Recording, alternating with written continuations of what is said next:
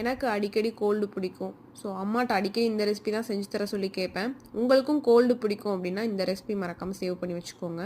கொள்ளு பருப்புன்னு சொல்லுவோம் இல்லையா? ஸோ இந்த கொள்ளு பருப்பை வந்து ஃபஸ்ட்டு எடுத்து நல்லா காய வச்சுட்டு நல்லா 2 தடவை வாஷ் பண்ணி எடுத்துக்கணும். அதுக்கப்புறம் ஃப்ரெஷ்ஷான வாட்டர் ஊற்றிட்டு கூடவே கொஞ்சமாக சின்ன வெங்காயம், 1/2 ஸ்பூன் சீரகம் போட்டுக்கணும்.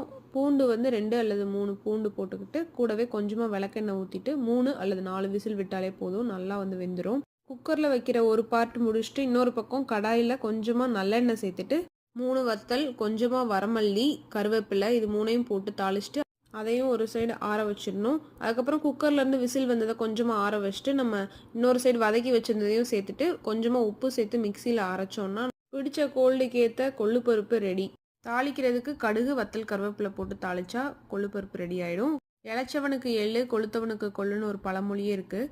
எதுக்கு கொள்ளு சொல்கிறாங்களா? வெயிட் லாஸ் பண்ணுறதுக்கும் இது ரொம்பவே யூஸ் ஆகும் அப்படின்றதுக்காக தான்.